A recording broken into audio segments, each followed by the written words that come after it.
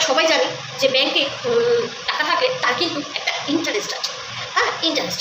তো ও যে টাকাটা পেয়েছে, হ্যাঁ নিশ্চয়ই ব্যাংকের একটা ইন্টারেস্ট আছে, ভালো টাকায় একটা ইন্টারেস্ট আছে। শুধু 12 লক্ষ টাকাই নয়, কম তো পাইনি, বরঞ্চ বেশি পেয়েছে সে। প্লাস তোমার বাংলাদেশি একটা টাকা রয়েছে, আরও ধরো 6-7 হাজার টাকার মতন। তো এই টাকা আমরা জানি যারা ব্যাংকে টাকা রাখি, তো তারা প্রত্যেকেই জানি তার কিন্তু একটা মানে সে যদি ওখানে টাকা রাখা থাকে, গচ্ছিত থাকে, সেই টাকাটা কিন্তু একটা ইন্টারেস্ট থাকে। তো বন্ধুরা, আর কত চোখ বন্ধ করে থাকবে যারা বলছো ভালো ভালো ভালো, এবার তো জাগো জাগো জাগো, নিজের পঞ্চ ইন্দ্রিয়কে একটু জাগ্রত করো নিজেদের।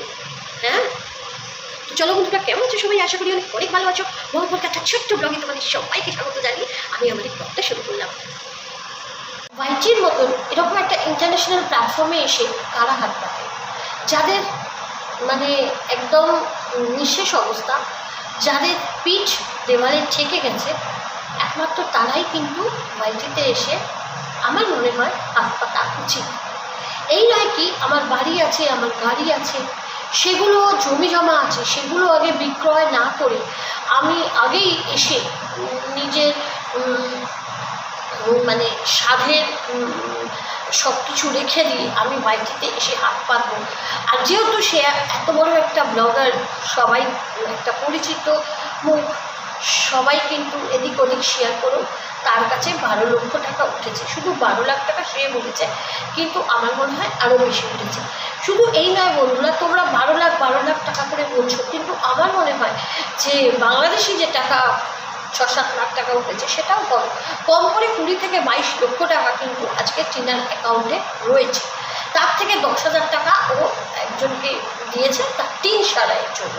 কিন্তু হাস্যকর, সে কিন্তু একটা ঘরের ভেতরে মুখ বন্ধ করে, মানে মুখ বেঁধে মিউ মিউ করে কথা বলছে। মানে এটা সাজানো প্ল্যান, আমরা বুঝতেই পারছি। এটা হয়েছে কি বলতো, এক প্রকারের একটা কিন্তু ফ্রড হয়েছে আমাদের সাথে। আজকে ছেলের নাম করে যে বিয়েটি করানোর কথা ছিল সেটা তো উপলক্ষ করে করেইনি, কারণ টাকা কিন্তু ফেরত করেনি, অথচ প্রতিনিয়ত তখন কিন্তু ব্যাংকে দৌড়াদৌড়ি করেছে। আর এখন সে বলছে, আজকে অবাক লাগলো, যে কিনা ওয়াইটিতে এসে হাত পেতে ভিক্ষা করে এত লাখ লাখ টাকা কামিয়ে সে মানে কি বলবো, তার একটা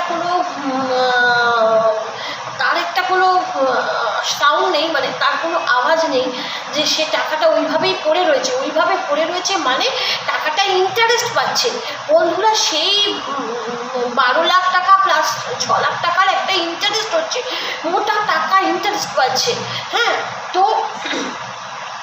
দুদিক দিয়ে কিন্তু ও গেনার। তো এটাই হলো কথা বন্ধুরা। তোমরা যারা ভাবছো যে ও অতটা বোকা, অতটা কিন্তু বোকা নয়। তোমরা যেটা ভাবছো যে টিনা, দেখো গতবারে কিন্তু ও বললো কি আমার সেরকম সামর্থ্য ছিল না, সেই জন্য কিন্তু আমি করতে পারিনি, দোল উৎসবটা এরকম বড়োভাবে করতে পারিনি। কিন্তু আজকে যেহেতু তার অ্যাকাউন্টে এত টাকা রয়েছে, আজকে কিন্তু দেখো বড় করে একদম এলাই করে একদম মানে ওকে দেখে কোনো অংশে মনে হয়েছে যে ওর ছেলে অসুস্থ। ওকে দেখে ও সাজগোজ, পোশাক, ঘুম থেকে ওটা, চোখ মুখ ফুলে ফুলে থাকা, মানে আমাদের তো চিন্তায় রাতের ঘুম চলে যেত। আমাদের চিন্তায় সিরিয়াসলি যাদের সন্তানদের বাড়িতে এইরকম অবস্থা, তাদের বাপ মায়ের চিন্তায় অর্ধেক হয়ে যায়। কিন্তু সেই জায়গায় দাঁড়িয়ে টিনার ঘুম থেকে ওঠে, চোখ মুখ ফোলা ফোলা, হ্যাঁ সুন্দর করে সাজে, মেকওভার দেয়। আমি বুঝে পাই না, মানে এগুলো কি করে একটা মা করতে পারে, একটা মা কি করে করে। সে মানে লাখ লাখ টাকা আমাদের থেকে ফ্রড, মানে এরকম করেছে, না বলে যে কথা বলে সে টাকা তুলেছে, সেই এটা তো করেইনি। উপরন্তু কারোর টাকা সে ফেরতও দেয়নি। সে বলছে হোয়াটসঅ্যাপে এসে দাও, কেন দেবে? তার দায়িত্ব ছিল তাকে টাকাটা দেওয়ার, এবার তার দায়িত্ব আছে তাকে রিটার্ন করার। অতএব কি বলতো, ও হলো একটা লোভী মানুষ। আর কি বলতো, একজনের জন্য না বন্ধুরা, আর কাউকে কেউ কখনো ট্রাস্ট করবে না। এই একজন মানুষের জন্য কখনো কেউ আর ট্রাস্ট করবে না। মানে পুরো টাকাটা নিয়ে পুরো ঝেপে দেওয়ার ধান্দা, মানে অবাক কাণ্ড। মানে এত লোভ, এত লালসা কোথা থেকে আসে ওর? হ্যাঁ, এত লালসা কোথা থেকে আসে ওর? হ্যাঁ, ওর বাড়ির সামনে যারা থাকো, এইসব লোকেদের বলা উচিত যারা চোখ থাকতেও মানে জেগে ঘুমায়, চোখ বন্ধ করে এরা ঘুমায় না, এরা জেগে ঘুমায়, দেখতে থাকে কে কী করছে। এদের বাড়ির আশেপাশে যারা রয়েছে কোচবিহারের, তো তারা কিন্তু ওদের বাড়িতে গিয়ে এই প্রচারটা করো, নাহলে কিন্তু এরা নিতেই থাকবে। আজ দেখো ইনস্টাগ্রাম থেকে টাকা তুলেছে, আজ হয়তো ধরো ফেসবুক থেকে টাকা তুলেছে, আমরা তো কিছুই জানি না, না সেসবের কিছুই জানি না, কিছুই না। আমরা শুধু ওয়াইটিতে জানি ওরা এই টাকা পেয়েছে, এবার কার থেকে কিভাবে সে অ্যারেঞ্জমেন্ট করেছে সেটা তো আমরা জানি না, আমরা জানতে চাইবো না, ওয়াইটির বাইরে গিয়ে কোনো কথা বলতেও চাই না।